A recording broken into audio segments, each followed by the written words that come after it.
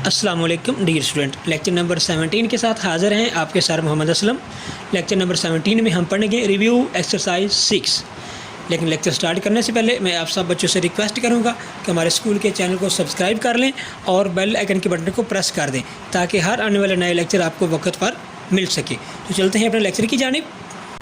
तो लेक्चर में हम पढ़ेंगे रिव्यू एक्सरसाइज 6। इसका पहला सवाल है आंसर द फॉलोइंग क्वेश्चन। पहला सवाल है डिफाइन डायरेक्ट प्रोपोर्शन। दूसरा सवाल है हमारे what is continue ratio.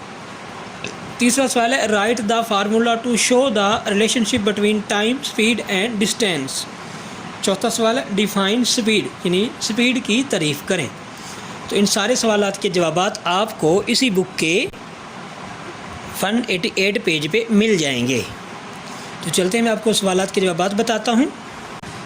Review exercise 6 question number 1, इसके पहले सवाल का जवाब है a relation in which one quantity increase और decrease in the same proportion by increasing और decreasing the other quantity is called the direct proportion. यानी एक ऐसा ताल्लुक जिसमें एक मिकदार बड़े या कम हो, इसी तरह इसी प्रोपोर्शन में, इसी तनासब के हिसाब से दूसरे मिकदार भी बड़े या कम हो, तो इस ताल्लुक को डायरेक्ट प्रोपोर्शन यानी तनासब विरासत का नाम दिया जाता है। दूसरे सवाल का जवाब है to ratio of 3 quantities that can be combined into a continued to express the relation of same 3 quantities. The final combination is called the continued ratio. Question number 3 का आंसर है डिस्टेंस, यानी हमने वो फार्मूला बताना है कि speed, time और distance का क्या ताल्लुक है। Distance is equal to speed multiply time, या इसको हम दूसरे तरीके भी लिख सकते हैं, speed is equal to distance multiply time. Question number 4 का आंसर है the distance moved per unit time is called speed. यानी वो फासला जो हरकत करता है पर यूनिट टाइम, यानी वक़्त की इकाई में, कहलाता है स्पीड। यानी इकाई वक़्त में तय करदा फासला स्पीड कहलाता है। इस तरह ये पहले सवाल के 4 मुख्तसर सवालात के जवाबात थे। तो क्वेश्चन नंबर 2 है इसका फिल इन द ब्लैंक्स।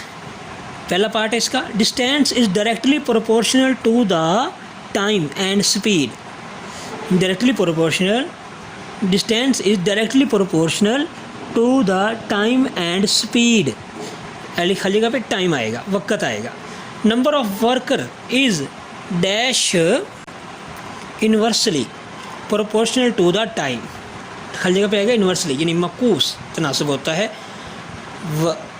वर्करों में और टाइम में। The combination of 2 ratio of 3 quantities is called continued ratio.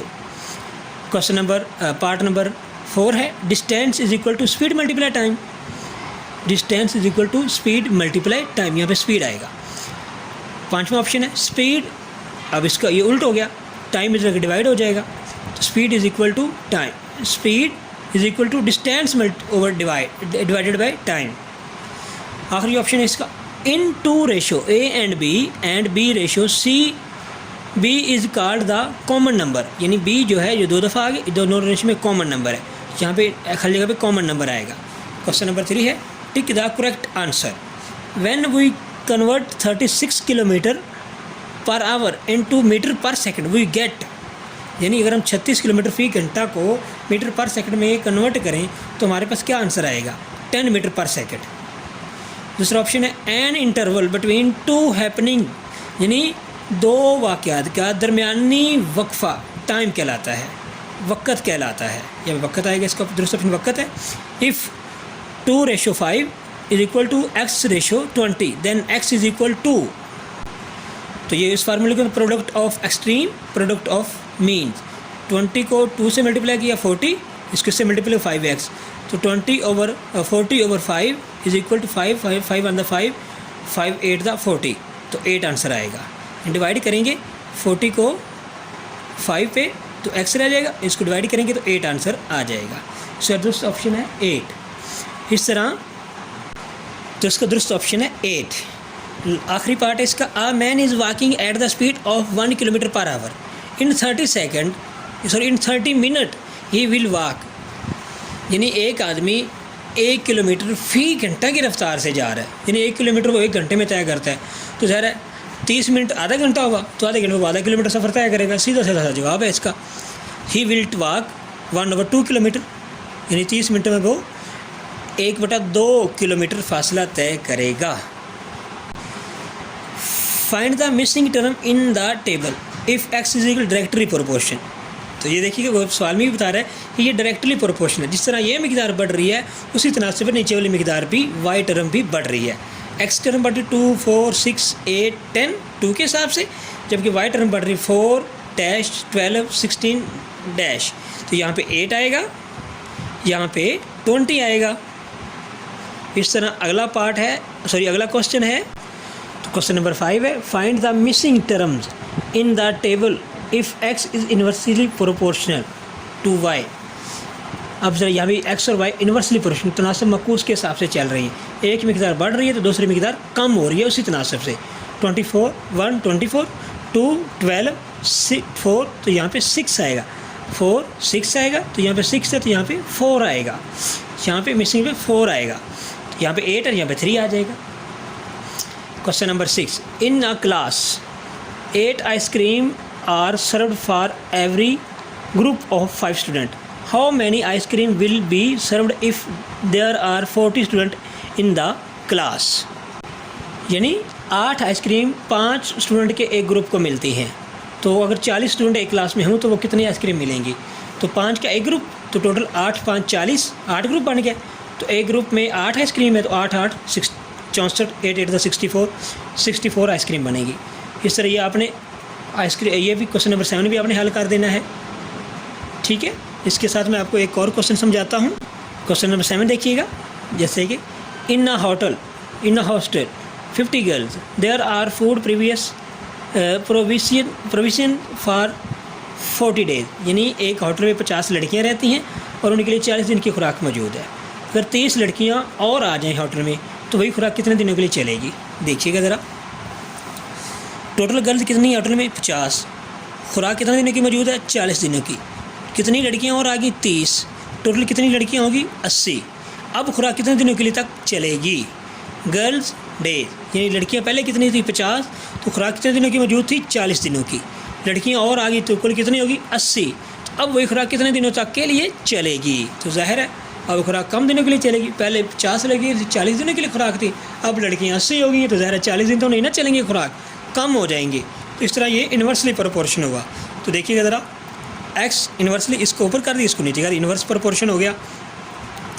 x/40 पूरी वैसे लिखना, जिस तरह एरो है उसी तरह आपने बटे में रकमें लिखनी है। बस ये बात ध्यान और जहन में रखनी है। x/40 is equal to 50/80। तो 40 इधर डिवाइड हो रहा है, उधर जाके मल्टीप्लाई हो जाएगा, क्योंकि x हमने फाइंड आउट करना है। देखिए ज़रा, अब कटेंगे, 0 से 0 कट गया, 4 1 4, 4 2 8, अब फिर 2 1 2, 2 2 4, 1 कैरी, 2 5 10, 25 मल्टीप्लाई 1 बच गया, नीचे भी 1 बच गया हमारे पास। तो x is equal to 25 days, यानी वही खुराक 25 दिनों तक के लिए काफ़ी होगी। जो खुराक 50 लड़कियों के लिए 40 दिन के लिए काफ़ी थी, अब वहाँ पे 80 लड़कियाँ हैं तो वही खुराक 25 दिन के लिए चल सकती है। अब इसके बाद क्वेश्चन नंबर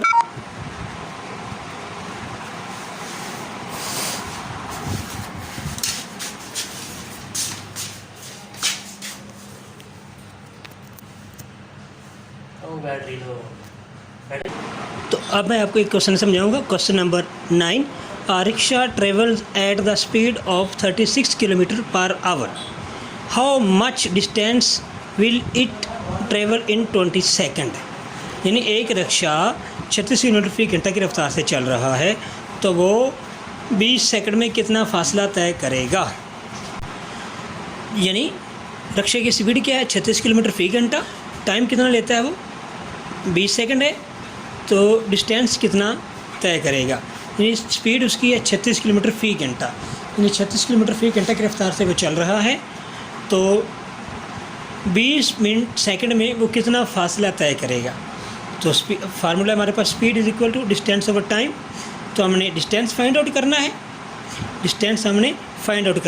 तो सबसे पहले हम उसकी स्पीड निकालेंगे। तो हम सबसे पहले उसकी स्पीड मालूम करेंगे मीटर पर सेकंड में।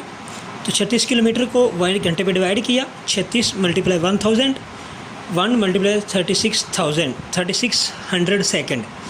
2 0 से 2 0 कट गई, 36 से 36 कट गया, 1 बच गया, 1 मल्टीप्लाई 10 मीटर पर सेकंड इसकी स्पीड हुई। तो 10 मीटर को 20 सेकंड पे डिवाइड किया, मल्टीप्लाई किया, तो 200 मीटर फासला बन गया।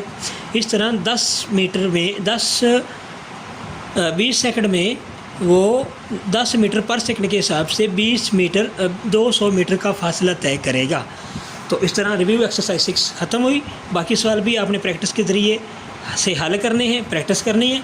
अगर कहीं पे समझ ना आए तो कमेंट पे अपना सवाल लिखें, लेकिन सवाल लिखने से पहले वीडियो को ज़रूर देखें, दोबारा देखें, आपको समझ आ जाएगी।